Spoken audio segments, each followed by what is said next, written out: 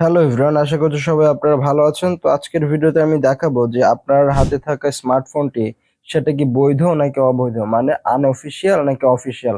আপনারা কিন্তু ইতিমধ্যে জেনেছেন, নিউজের মাধ্যমে বা বিভিন্ন চ্যানেলের খবর দেখে জেনেছেন যে এখন থেকে সিঙ্গার জুনায়েদ আহমেদ পলক স্যার তিনি কিন্তু এই দায়িত্বটা নিয়েছে যে খুব দ্রুত আনঅফিসিয়াল ফোনগুলো বন্ধ করে দেওয়া হবে। আহ, বন্ধ করে দেওয়া বলতে আপনি সেগুলো ইউজ করতে পারবেন, তবে আপনার সিম সাপোর্ট করবে না, বা আপনি কোনো ধরনের ডাটা ইউজ করতে পারবেন না সেই ফোনটাতে। কেনার আগে খুব সাবধানতা অবলম্বন করবেন, কারণ আনঅফিসিয়াল ফোন কিন্তু এখন থেকে বাংলাদেশ থেকে ব্যান করা হবে। এটার উদ্যোগ নিয়েছে, এটা খুব দ্রুতই কিন্তু প্রতিফলিত হবে। তো আপনারা আপনাদের হাতে থাকে স্মার্টফোনটি চেক করবেন কিভাবে যে আপনার ফোনটি অফিসিয়াল নাকি আনঅফিসিয়াল। তো সেটাই দেখাবো। তো চলুন, আপনার ফোনে আইএমইআই নাম্বার থাকে প্রতিটা ফোনেই। যখনই আপনি স্মার্টফোন কিনবেন, প্রত্যেকটা মার্কেট থেকে কিন্তু আপনার স্মার্টফোনের যে একটা ব্যাগ দেয় বা একটা প্যাকেট দেয়, সেই প্যাকেটের গায়ে কিন্তু আইএমইআই নাম্বার লেখা থাকে, দুইটা আইএমইআই নাম্বার। তো অনেকের প্যাকেট হারিয়ে ফেলে, তো হারিয়ে ফেলার পরেও এটা চেক করতে পারবেন। আপনার ফোনে ডায়াল প্যাডে যাবেন, ডায়াল প্যাডে যাওয়ার পরে স্টার হ্যাশ 06 হ্যাশ এটাতে ডায়াল করবেন। ডায়াল করলে আপনার ফোনের যে আইএমইআই নাম্বার দুইটাই শো করবে। তো আপনি এখান থেকে যে কোনো একটা কপি করবেন, ধরে রাখলেই কপি হয়ে যাবে। কপি করার পরে আপনি জাস্ট মেসেজ করবেন, মেসেজ অপশনে যাবেন। মেসেজ অপশনে গিয়ে আপনি প্লাস বাটনে, মানে যেভাবে আপনারা মেসেজ করেন, প্লাস বাটনে যাওয়ার পরে এটা কি লিখে মেসেজ করবেন সেটা আমি টাইপ করে দেখাচ্ছি।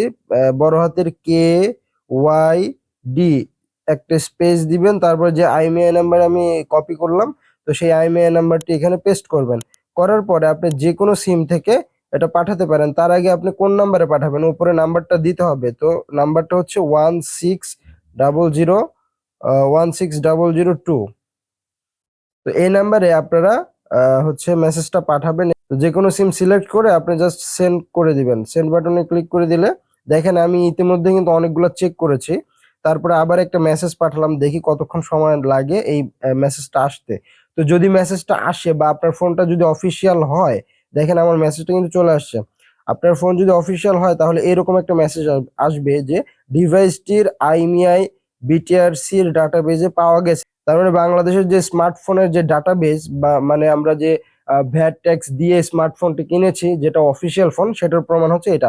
এই লেখাটা থাকলে আপনি বুঝবেন যে আপনার ফোনটি অফিসিয়াল।